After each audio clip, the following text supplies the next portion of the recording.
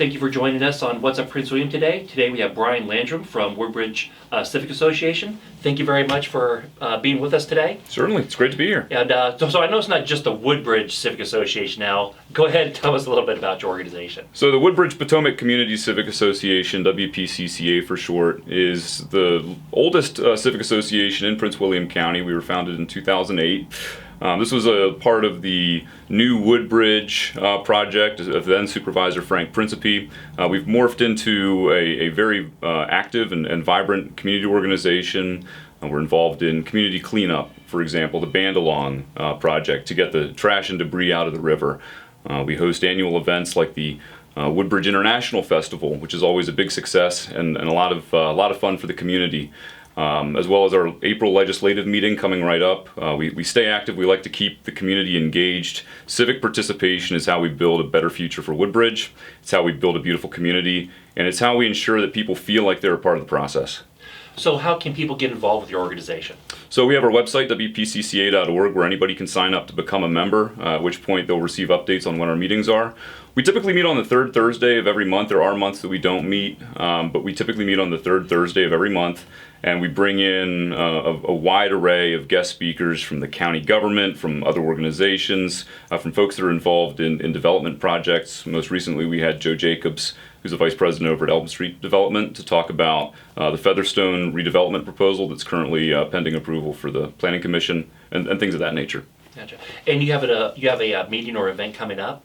We do. So April 18th is going to be our April legislators update. That's an opportunity for legislators such as Delegate Henson or Delegate King or Senator Carol Foy, the member of Congress Spanberger, and Senators Kane and Warner if they wish to attend as well as the Supervisor Franklin and Chair Deshandra Jefferson to come out and speak to our members, engage in a Q&A if they so desire, but provide an update on the important work that their offices are carrying out and to provide that information to our members and answer questions that they may have. And so as far as people who are actually starting to join your group, some people think that it's an older group, but that seems to be changing over the years. What age group of people are invited or you're wanting to come? Well, I'm a millennial. I'm 31 years old. I do skew a little bit younger in the organization. That's okay, because when you have an organization with a storied history like WPCCA that's been involved in the community since 2008, that's a very long time. That's nearly going on 2 decades. You want to lean on the expertise of the people that have been around and done it. That's not to say that we don't welcome younger folks participating in the organization. One of our board members is about my age. We have a wide array of ages involved in the organization, but again, I think it's important to respect and honor the accomplishments of the people that have been around and have been doing it for a long time. I certainly learn something every time I talk to them. So some people like to do things. Some people like to help with maybe or know what's going on. People join your organization. What type of things do you guys do that are actually active in the community? So we do Dumpster Day every year, actually twice a year. That's a very important event where we get a lot of volunteers together and help clean up the community. Unfortunately, living in a large metropolitan area, we see a lot of pollution. We see a lot of folks that are not being good stewards of their community.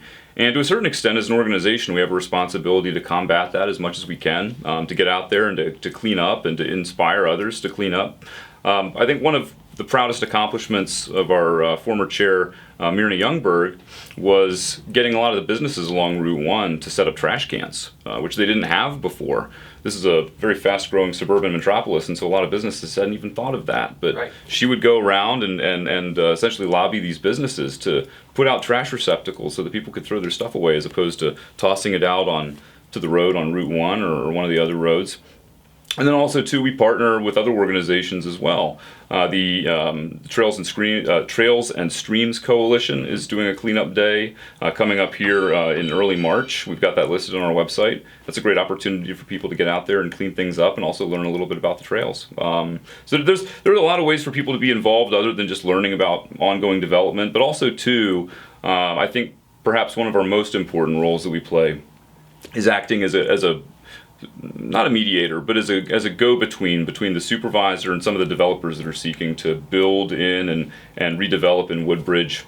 We have a very constructive relationship with Supervisor Franklin, and one of the components of that relationship is she'll refer developers to us, and they'll come out and present to our group and to our members. And that feedback is a very, very important part of the development process. Hearing what our members have to say, who've been involved in the Woodbridge community for a long time, I think oftentimes informs the development in a very positive way, but also too, we have the option as an organization, based on that feedback, to then go endorse or endorse against that development proposal, which we have done on a number of occasions where we've seen a development that was positive for the community and one that wasn't positive for the community. And so that's a very important way that our members can be involved. So that's a very, very good point. Yeah, because if you're looking online, whether it be, I'm not going to mention certain websites, but neighborhood websites, Sure. A lot of people like to complain that they don't know what's going on, or is somebody even looking into this.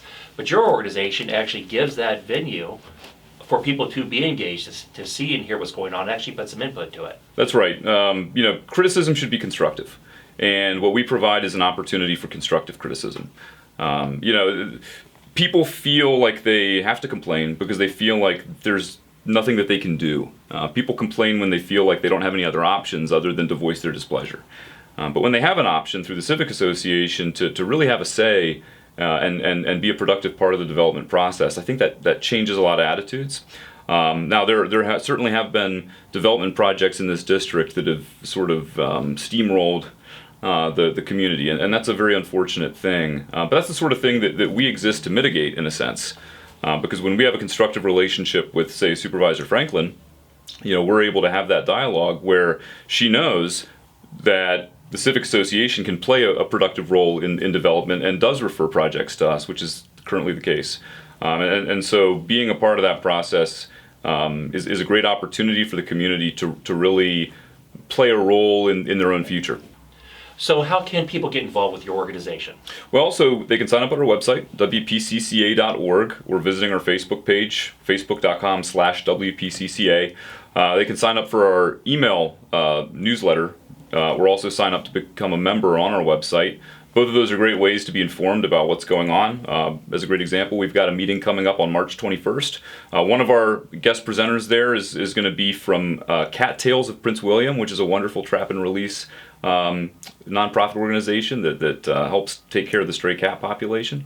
So that'll be very exciting. But sign up for our newsletter, sign up for our membership, stay informed, stay involved, get on our Facebook page, and then you'll always know what's going on in the community.